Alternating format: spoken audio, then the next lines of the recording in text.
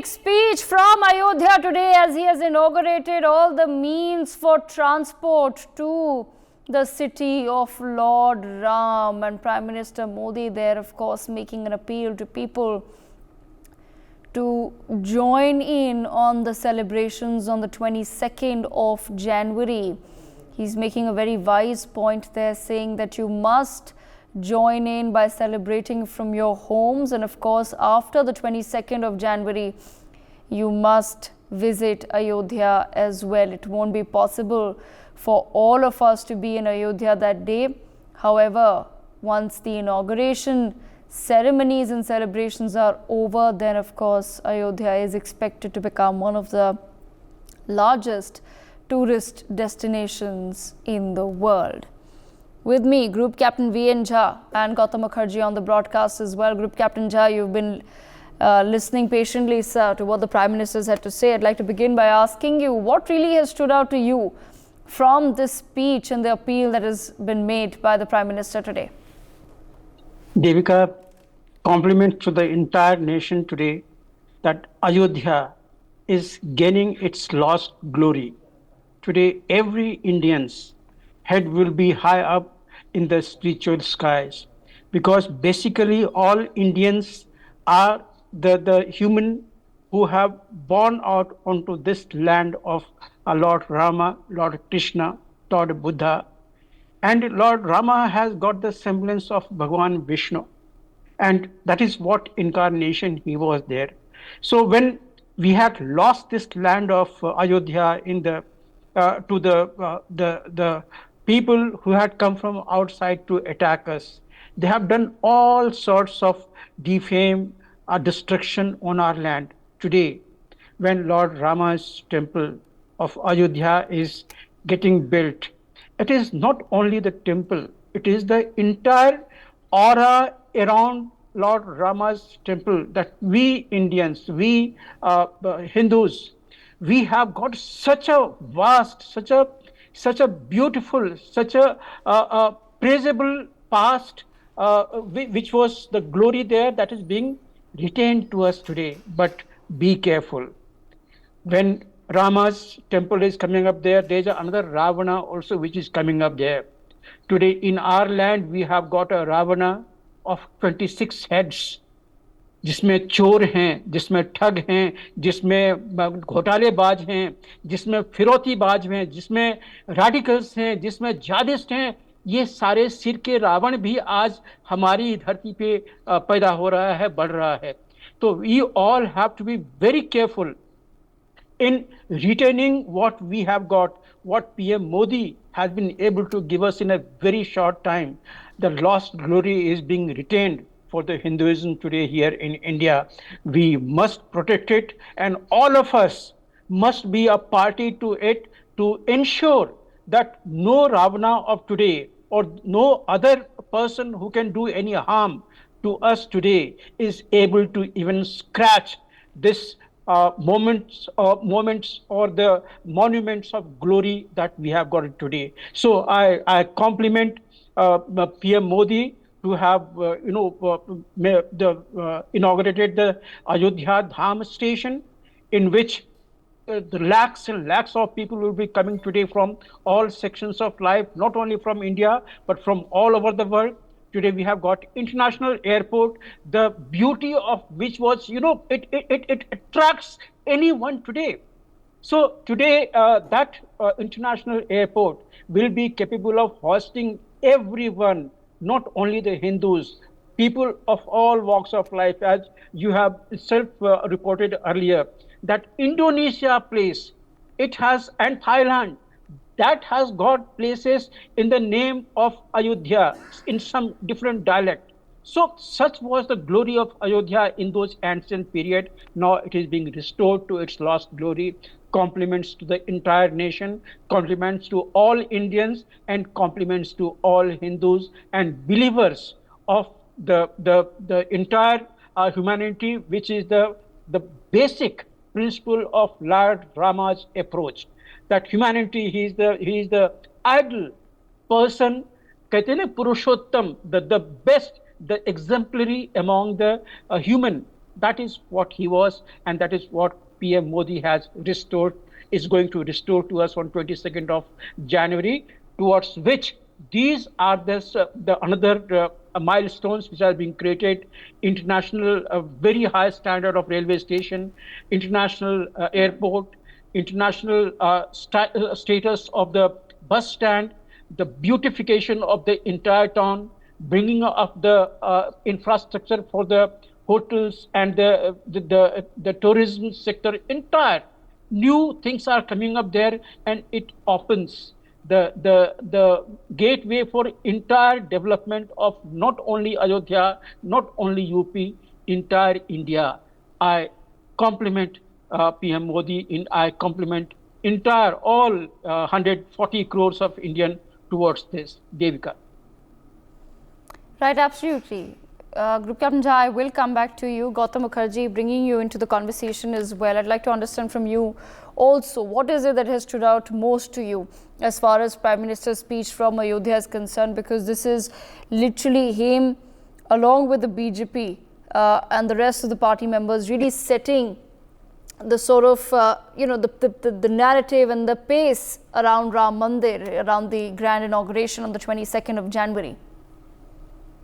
Well, this is symbolic, Devika, of a total and grand revival of Hindutva, of Hinduism, of Sanatan Dharma, kind of living Ramayana has been created once again by virtue of inauguration or consecration of this temple coming up shortly. The way that Ayodhya as a whole has been renewed, it used to be a sleepy hamlet, and now it is turning into a beautiful religious city with all facilities, excellent station and airport, trains running to it, planes running to it, hotels, and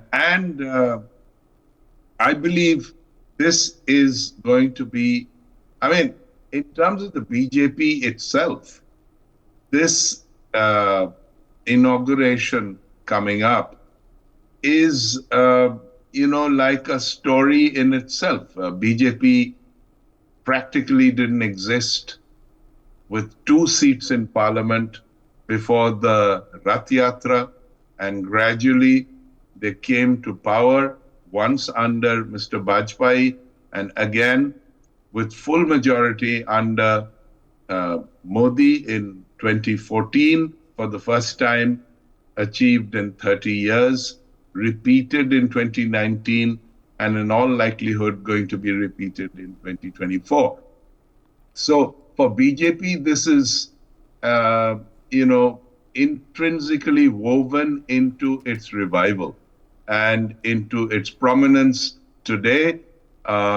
It has also come hand in hand with a revival of Vedic studies, of the facilities, connectivities being improved in almost every religious main place, like the Char Dham, Amarnath, Vaishno Devi, Banaras, Ujjain, Somnath, and it goes on and on. There are more works being done down south, where neglected sages have been honored with grand statues, and more is to come. So in a way, Ayodhya, grand as it is not going to be a one-off.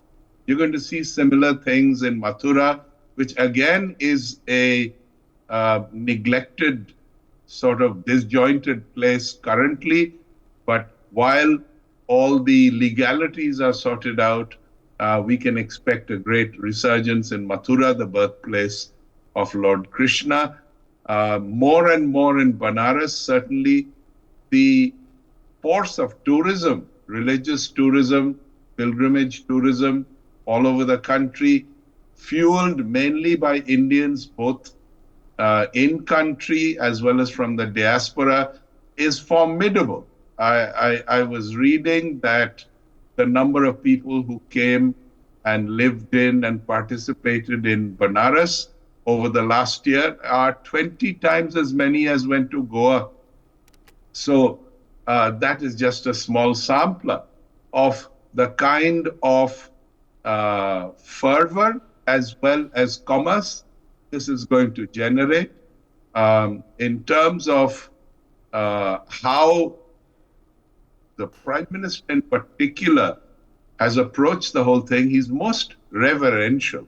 He realizes the and feels the impact of history, this 550 years of waiting and the grand revival and the setting the base for the next 1,000 years.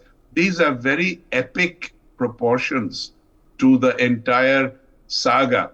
And all of India is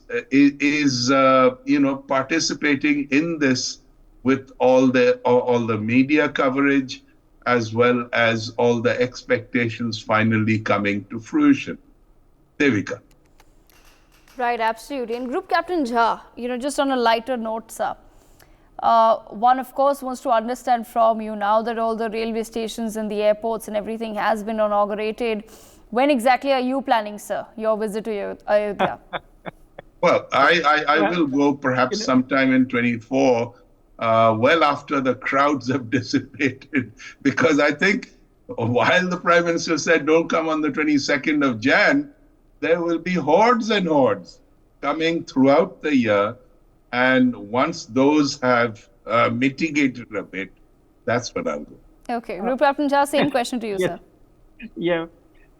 Well, I'm in Delhi for an oration in the MIT University on 18th and 19th of January, but I will not be able to go to Ayodhya on this occasion. So essentially, we know it will be very crowded, and let the people who have been invited, who are concerned with the inauguration of the entire thing, Pran Pratishtha, what will be going on, let them go ahead with the schedule that they have.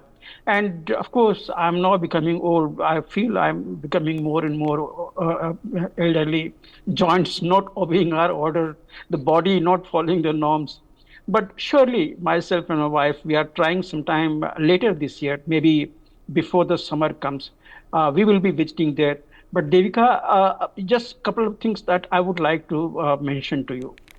This is not a party affair. Absolutely. Inauguration of Rama Temple is nothing to do with BJP. Every one of us, every Sanatani, every Hindu, we had that desire within our soul that may God help us in resurrecting these temples to their lost glory, what it was there. Devika, there was a time when the temples used to be the place of studies, places of revelation, places of humanity all over India. And India was not limited to what we are seeing today. Lot many other parts of our neighborhood was part of Bharat, Bharat Varsh, what we used to call it. So when such glory was there in our past, let us not limit to BJP or RSS or Vishwa Hindu Parishad. It is the desire of all of us. Yes, we salute BJP, we salute PM Modi, we salute RSS, we salute Vishwa Hindu Parishad to have insisted upon in regaining this last glory as a priority. There are some political parties which are in the appeasement. They are playing into the hands of vote bank politics. They will ever continue doing that. That's what I was cautioning you. There's a Ravana also with the birth of Ram today. That 26-headed Ravana, which has got the thieves, thugs, scamsters, extortionists, everyone they have got in those heads. That must be kept into check. That must be kept into check by all of us. It is not only the responsibility of the government. All we citizens, we must ensure that this new Ravana is not able to harm us, touch our spirituality, we will not allow them to do it again what they have done in the past. But at the end, I'll only say that now this opens absolutely new scope for the spirituality. As Mr. Gautam was saying, it is not only the Ayodhya, the Kashi Vishwanath corridor, Somnath, Mahakal. There's so many of them in almost many of the states. It has been done by PM Modi essentially because he has taken the lead. He has put it in the conscience of everyone of those states who are looking after this business. Right. So it is not only PM Modi, but entire nation is behind him. Entire nation is giving their hands in fulfilling these aspirations of each and every Hindu, each and every Sanatani. I salute everyone, whosoever has given a hand of labor into this building of Ram Temple. My salute to them. Absolutely. And Gautam Mukherjee, I leave the last word with you.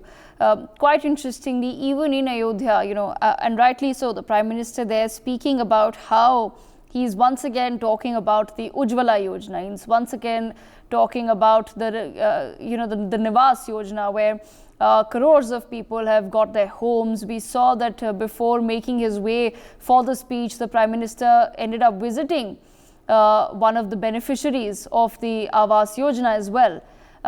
So how do you read some of these statements that have been made by the Prime Minister in this particular speech?